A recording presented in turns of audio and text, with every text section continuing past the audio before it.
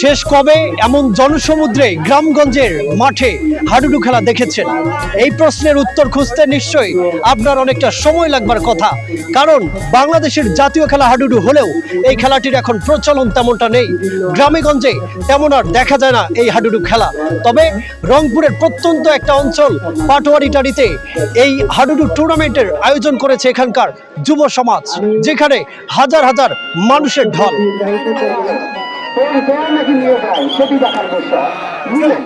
অনেক অনেক কিলোমিটার পথ পাড়ি দিয়ে যারা এই হাডুডু খেলায় এসেছেন খেলা উপভোগের জন্য, আমরা কথা বলবো সেসব দর্শকের সাথে। আসলে এই যে খেলা দেখতে আসলেন মূলত কোন উদ্দেশ্য থেকে এবং কেমন লাগছে? এই খেলাটি তো হচ্ছে একটি জাতীয় খেলা।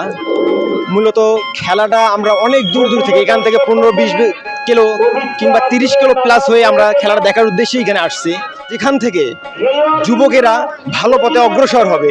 বিভিন্ন এলাকার থেকে প্লেয়ার আসছে, নওগাঁ, খুলনা, যশোর এবং ডিমলিয়া, ডালিয়া, কাজকর্ম সব রেখে এই খেলাটা দেখার জন্য যে আসছি। খেলাটা অতি ভালো এবং অতি আকর্ষণীয়। এই খেলাটি প্রচলিত হোক এবং এই এলাকার থেকে মাদক দূর হোক, এটাই আমরা চাই।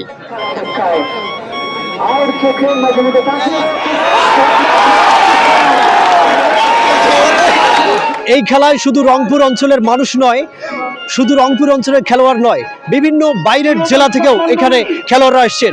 নড়াইল এবং খুলনা থেকে দুজন খেলোয়াড় আসছেন, আমরা কথা বলবো তাদের সাথে। এই যে খেলায় আসছেন এত দূর থেকে, কেমন লাগছে এই আয়োজন? আমাদের ভালো লাগছে। আমরা যে এত দূর থেকে আইছি, এটা আমরা খেলাধুলা করি, আমরা সারা বাংলাদেশ খেলি, এটা আমাদের পেশা। আমরা চাই যে ভালো একটা খেলা আমরা উপহার দিই। আপনার রংপুর যে লোক আছে বা যে জনগণ আছে সবাই আমরা ভালো একটা খেলা উপহার দিই, খেলাধুলা করি। ওদের আয়োজন দেখে খুব ভালো লাগছে। প্রতিটা গ্রামে যেন এরকমই করে, আর আমাদের মতন ঘরে ঘরে যেন প্লেয়ার হয়।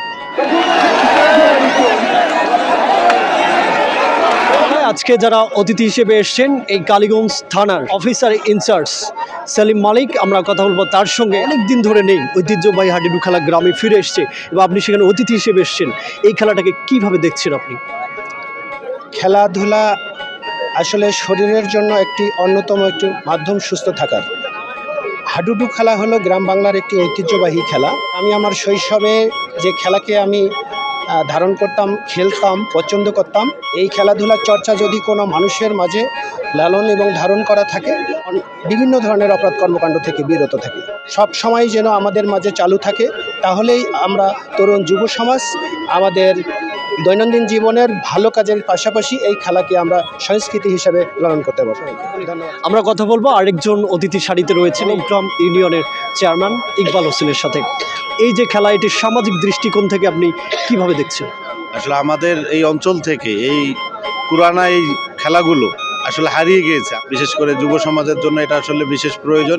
এই খেলার মাধ্যমে আমাদেরকে মাদক এবং নানান অপ্রীতিকর কর্ম থেকে বেরিয়ে আসতে গেলে এই খেলার আমাদের দরকার আছে।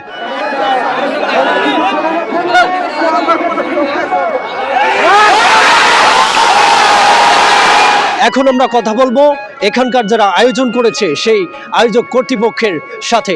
একটু আমাদেরকে জানাবেন, এই যে হাডুডু খেলা এখন কিন্তু ঐতিহ্যবাহী এই খেলা প্রায় বিলীনের পথে, কেন মনে হলো এই হাডুডু খেলা আয়োজন করা উচিত? বিগত দিনে আমরা যখন ছোট ছিলাম এই হাডুডুর কথা সব জায়গায় শুনেছি এবং দেখেছি। পাটোয়ারি অঞ্চলের সকল যুব সমাজ আমরা সবাই সিদ্ধান্ত নিলাম যে এই খেলাটি সারা বাংলাদেশে পুনর্জীবিত করার জন্য, সারা বাংলাদেশে ছড়িয়ে দেওয়ার জন্য, এবং বিগত দিন থেকে আমাদের এই খেলাটি চলে আসতেছে। হাজার হাজার দর্শকের মন আনন্দিত করতে পারছি এবং আমি দেশবাসীর প্রতি প্রত্যাশা রাখতেছি যাতে করে এই খেলাটি আবারও পুনর্জীবিত হয়, সকল দর্শক যাতে করে এই খেলাটি উপভোগ করতে পারে।